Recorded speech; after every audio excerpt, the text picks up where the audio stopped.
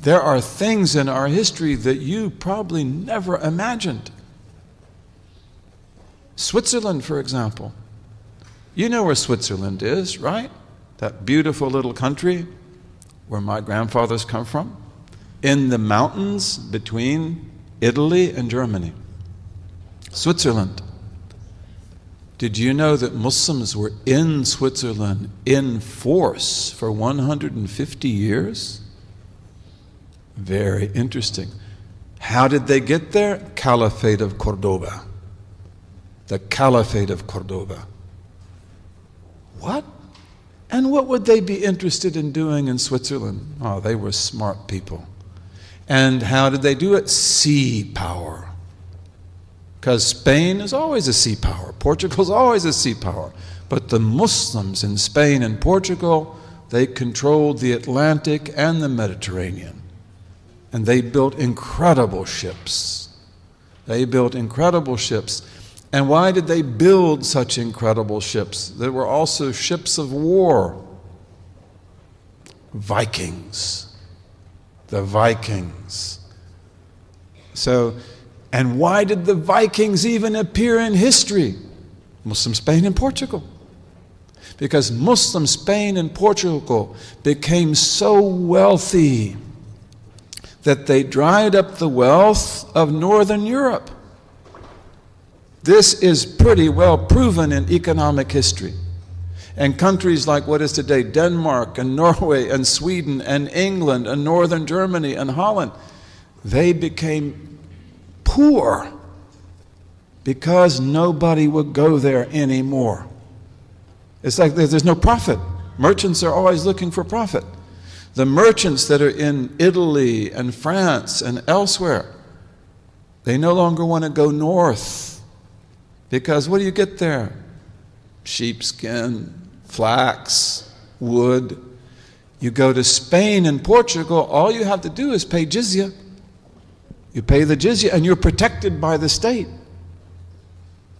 And then you get gold and silver and silk and oranges and lemons and everything in the world. It's really amazing. This is true. And I could even tell you, because you had people at the University of Michigan who were the masters of this. I don't know if the one in particular is still alive. His name is Ehrenkreuz. Is he still alive? You know, Professor Ehrenkreuz. He was one of my companions. He was the person who worked on this. Okay, so this meant the Vikings have to come out. And the Vikings, you probably have seen movies about Vikings. Those are usually exaggerated. But the Vikings come out. Where did the Vikings first go?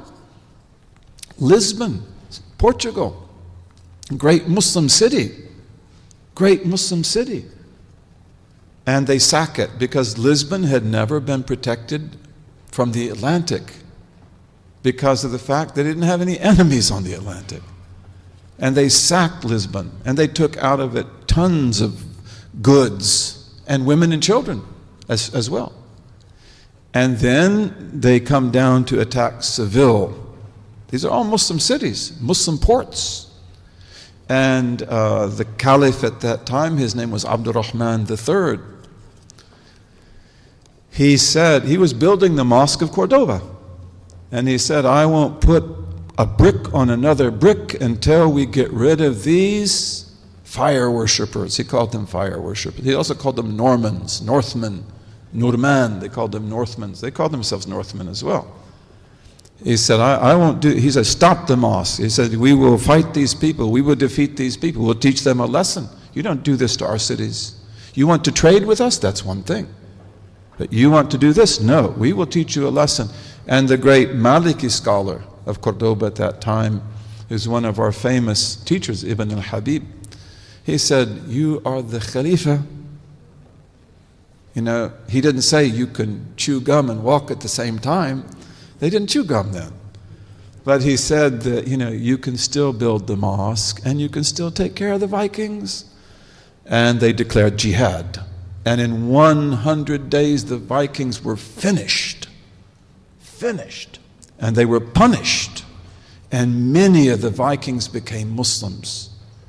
And they were settled in Spain in a city that I visited called Jerez de la Frontera. Jerez de la Frontera, which we called in Arabic Sheresh.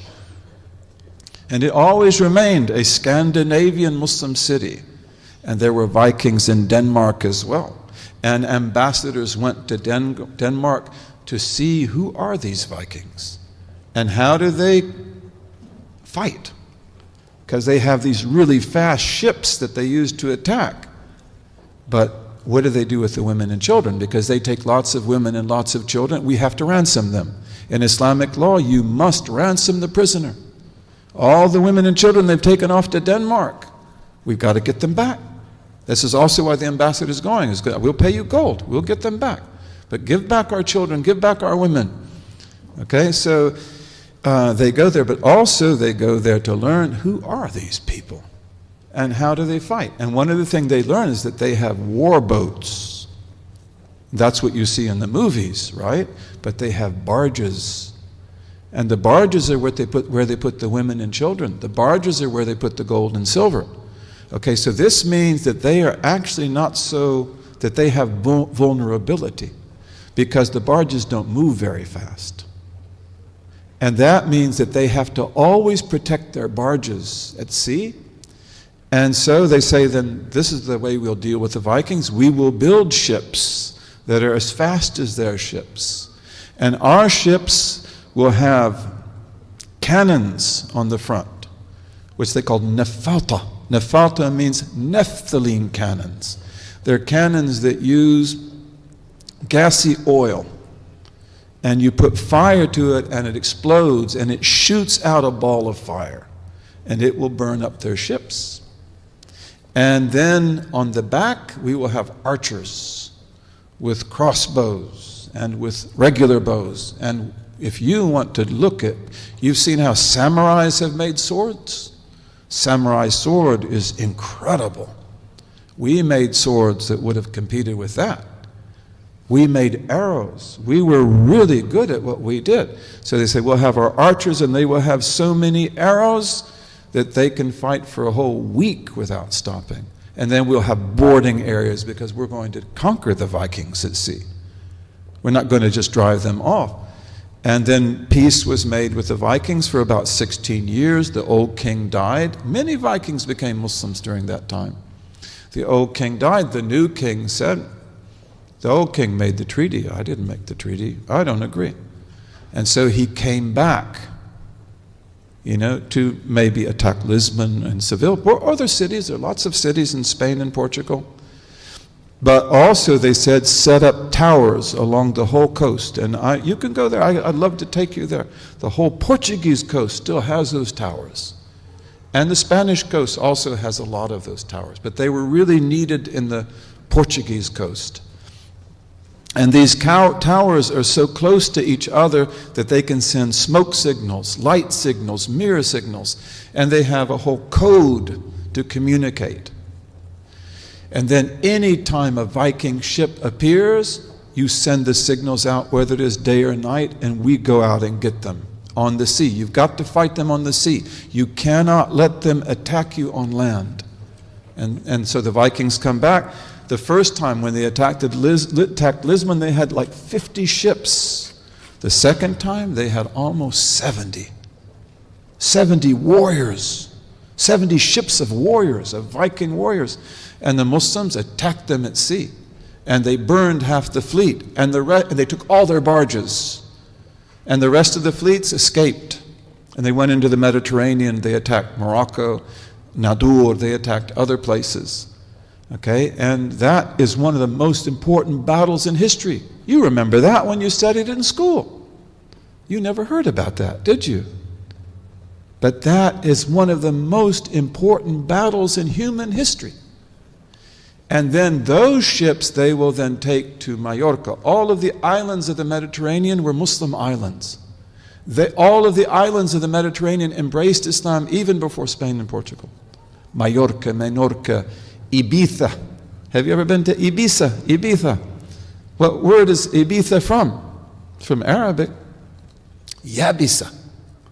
Dry island. Yabisa. Ibiza. And then they establish ships in Majorca, and on that basis they go up to Switzerland from the Rhone River. Very, very interesting. Very interesting. We have got to write history. We've got to write history. We gave a lesson in Detroit, on African roots in America, African Muslim roots in America, and also pre-Muslim roots in America. And that's not a dream, that's not an illusion, that's historical fact. But why didn't we study that in our history books? We've got to write our own history books, bi-idhnillahi ta'ala.